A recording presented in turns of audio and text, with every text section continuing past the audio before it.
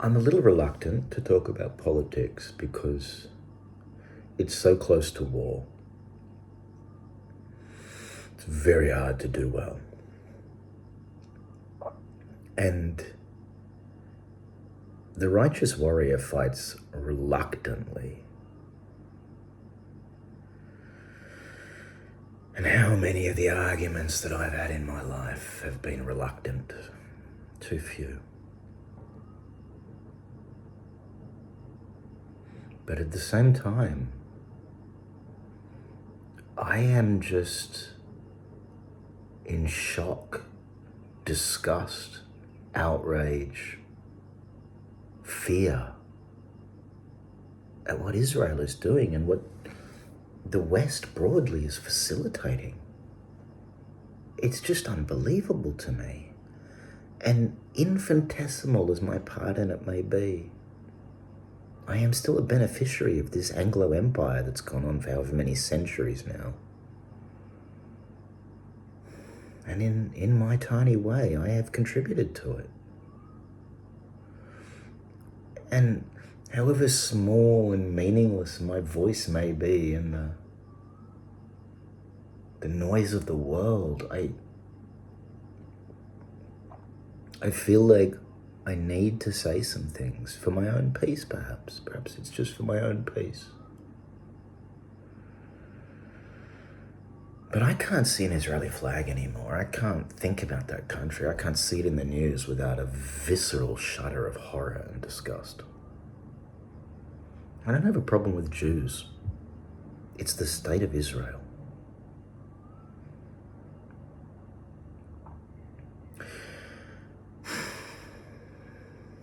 My grandfather was Jewish. I don't claim Jewish heritage. I don't have a Jewish upbringing. My grandfather was a Polish Jew and he fled before the war,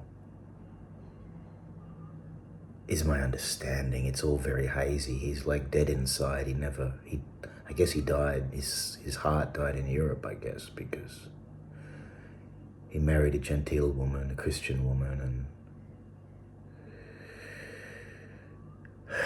yeah, my father never speaks of him, and my father doesn't really speak ill of people, so his silence about his father speaks volumes.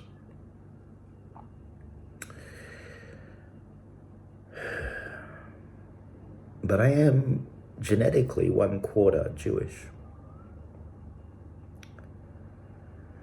And I've always been, always. When I first realized that, I took some pride in it just because it was different, I sort of liked being a little bit different, having a bit of something. We're all mongrels though, if you go back far enough. All that stuff is just identity stuff. But I mention it because somehow it seems relevant. Like I guess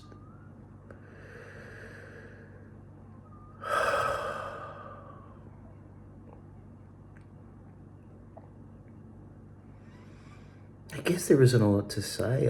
I don't want to talk about politics much. But and at some level it's really tragic, right? It's not even anyone's fault. Like, as much as I blame America and Israel, and at the level of conscious reality, of politics, of systems, I absolutely blame the United States and England and Europe, but especially America and Israel.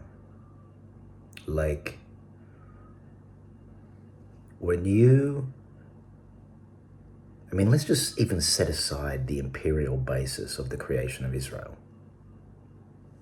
That it couldn't have come to be if not for being smiled upon as a benefit to the imperial powers of the time.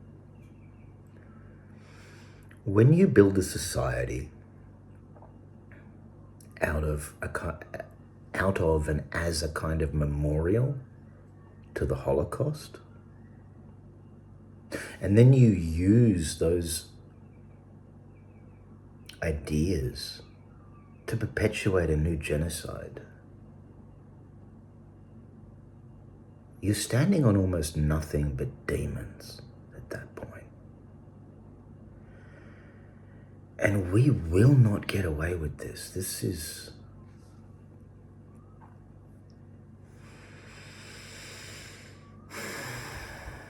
There's self-interest in this as much as anything else. It's not just mere compassion. It's like, I'm horrified for what we will sow for this.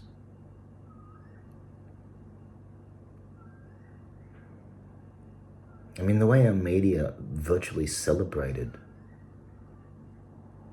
the terrorism of these micro bombs in electronic equipment against Hezbollah, largely the civilian wing, is just, it's so short-sighted.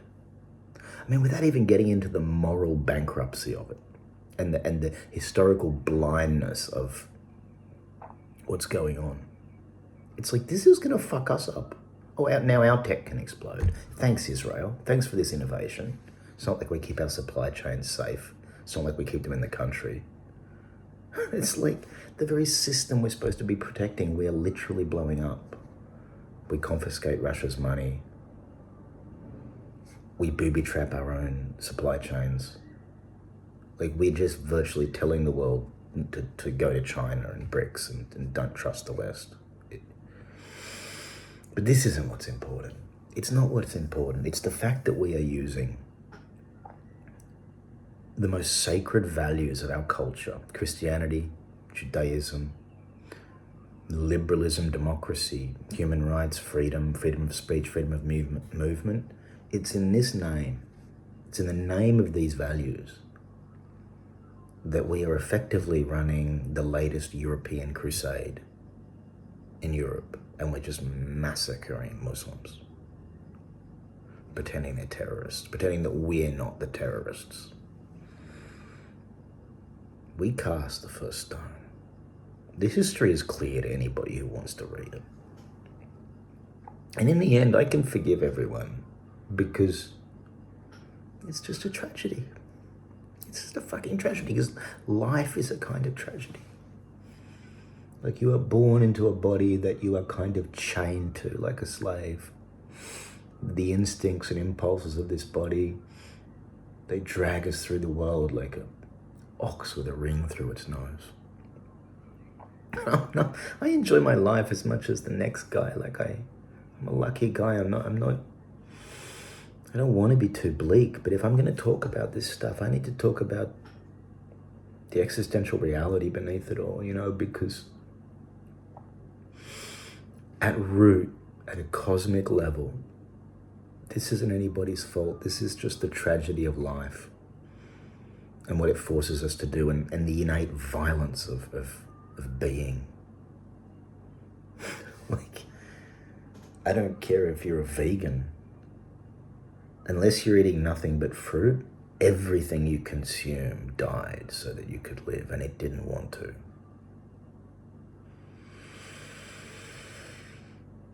And the violence just echoes out. The violence of life and of maintaining life echoes out from that. And we just turn our minds away from it, and we just have these liberal fantasies that have become like a Brady Bunch cliche. American exceptionalism was forgivable once because it used to be about a constitutional understanding of the inevitable evils of government and the sovereignty of the individual as the ultimate carrier of reality.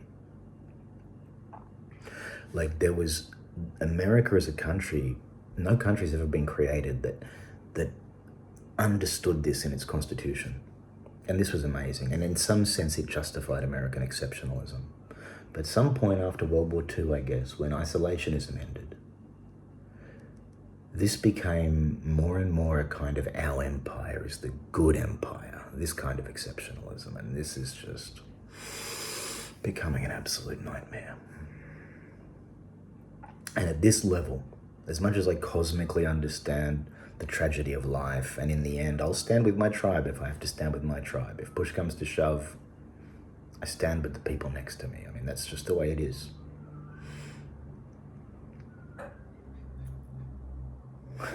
But at the level of historical honesty, spiritual, moral honesty, we are wrong. We are wrong. Western society, Western civilization is not the good guy here.